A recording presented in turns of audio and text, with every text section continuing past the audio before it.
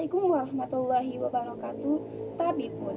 Perkenalkan, nama saya Gustira Febri Safira, NPM 2113053081 dari Program Studi Pendidikan Guru Sekolah Dasar Fakultas Keguruan dan Ilmu Pendidikan Universitas Lampung angkatan 2021. Saya di sini akan menjelaskan materi tentang pramuka siaga.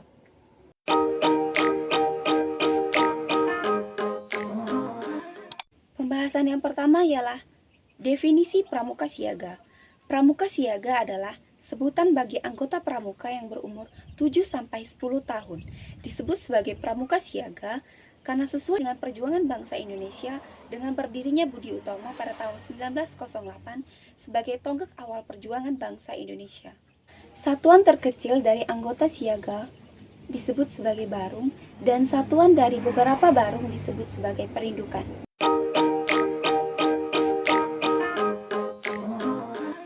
Pembahasan yang kedua yaitu Kode Kehormatan Pramuka Siaga. Kode Kehormatan Pramuka Siaga terdiri dari dua. Yang pertama, Dwi Satya, yaitu janji pramuka siaga. Yang kedua, Dwi Dharma, yaitu ketentuan moral pramuka siaga. Isi dari Dwi Satya yaitu, demi kehormatanku, aku berjanji akan bersungguh-sungguh menjalankan kewajibanku terhadap Tuhan dan Negara Kesatuan Republik Indonesia dan mengikuti tata krama keluarga. Yang kedua, selalu berbuat baik. Sedangkan isi dari Dwi Dharma yaitu siaga berbakti kepada ayah dan ibunya, dan yang kedua, siaga berani dan tidak putus asa. Pembahasan yang ketiga yaitu satuan dalam gerakan pramuka siaga. Dalam pramuka siaga, satuan terkecil disebut sebagai barung dan satuan terbesar disebut sebagai perindukan. Sebuah barung beranggotakan paling banyak 10 orang pramuka siaga dan dipimpin oleh ketua barung yang dipilih oleh anggota barung itu sendiri. Pembina putra siaga disebut sebagai Yanda dan pembina putri disebut sebagai Bunda. Yang keempat adalah pembahasan tentang tingkatan dalam pramuka siaga. Tingkatan dalam pramuka siaga terbagi menjadi 3 tingkatan. Tingkatan yang pertama yaitu tingkatan mula, yang kedua adalah tingkatan bantu, dan yang ketiga adalah tingkatan tata. Tingkatan mula adalah tingkatan yang diartikan dalam Kamus Bahasa Indonesia yang berarti asal, awal, pokok asal, yang paling awal atau yang paling dahulu sekali. Yang kedua adalah siaga bantu. Siaga bantu mengkiaskan tentang kecakapan siaga yang dapat membantu pekerjaan-pekerjaan tertentu. Dan yang ketiga adalah siaga tata. Siaga tata mengkiaskan tingkatan kecakapan kesiagaan yang sudah diikutsertakan untuk menata karya kesiagaan. Siaga tata adalah tingkatan terakhir atau ketiga untuk mencapai syarat-syarat kecakapan umum.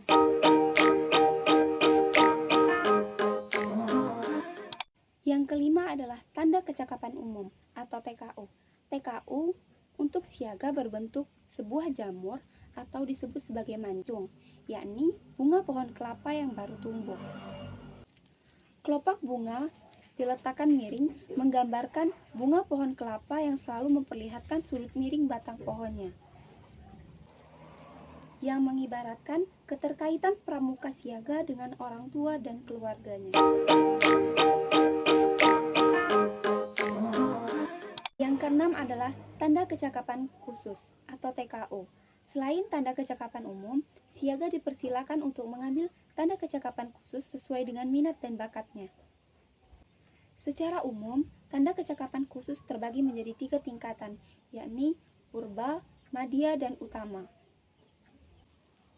Tanda kecakapan khusus atau TKK berbentuk segitiga sama sisi dengan panjang 3 cm dan tingginya 2 cm. TKK dapat dipasang di lengan baju sebelah kanan.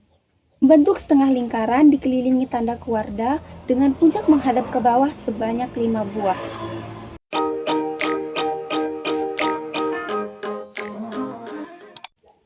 Yang ketujuh adalah kegiatan pramuka siaga. Kegiatan atau pertemuan pramuka siaga yang dikhususkan untuk pramuka siaga disebut sebagai pesta siaga.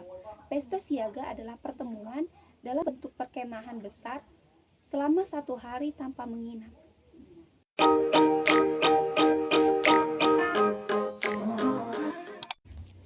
Pembahasan yang ke-8 adalah upacara pembukaan dan penutupan latihan perindukan siaga. Yang pertama, upacara pembukaan latihan perindukan siaga yang harus disiapkan antara lain pemeriksaan kebersihan dan keterapihan anggota. Yang kedua, memilih barung terbaik untuk memimpin upacara. Yang ketiga, sarung terbaik menyiapkan perlengkapan upacara. Yang keempat, pemimpin upacara mengambil anggota perindukan untuk membentuk lingkaran besar mengelilingi start bendera. Yang kelima, pembina upacara atau pembina siaga dijemput oleh pemimpin upacara mengambil tempat di tengah lingkaran menghadap standar bendera dan pintu upacara. Yang keenam, para pembantu pembina. Yang ketujuh, para pembina-pembantu pembina siaga masuk lingkaran upacara. Yang kedelapan, pemimpin upacara mengambil bendera untuk dikibarkan.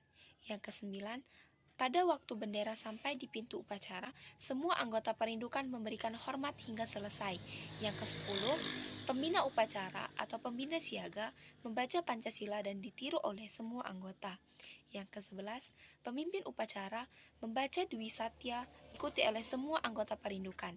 Yang ke-11, pemimpin upacara kembali ke burungnya. Yang ke-12, pembina upacara atau pembina siaga mengumumkan hal-hal yang perlu diketahui oleh anggota perindukan. Yang ke-13, pembina upacara atau pembina siaga mengucapkan doa yang diikuti oleh anggota perindukan. Yang kedua adalah latihan penutupan pramuka siaga. Yang pertama yaitu barung terbaik menyiapkan perlengkapan upacara. Yang kedua, pemimpin upacara mengambil anggota perindukan untuk membentuk lingkaran besar mengelilingi standar bendera. Yang ketiga, pembina upacara atau pembina siaga dijemput oleh pemimpin upacara dan mengambil tempat di tengah lingkaran menghadap bendera dan di pintu upacara. Yang keempat, para pembantu pembina siaga memasuki lingkaran upacara. Yang kelima, pemimpin upacara mengambil tempat di dekat bendera berhadapan dengan pembina siaga pembina upacara. Yang keenam, pengumuman dan dipesankan oleh pembina siaga. Yang ketujuh, pembina upacara atau pembina siaga mengucapkan doa diikuti oleh anggota perindukan barisan dibubarkan.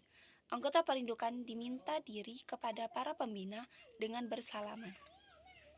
Sekian penyampaian video dari saya. Apabila banyak terdapat kekurangan dan kesalahan, saya mohon maaf. Kepada Allah saya mohon ampun. Saya akhiri. Wallahul muwaffiq ila aqwamit thoriq. Wassalamualaikum warahmatullahi wabarakatuh. Salam Pramuka.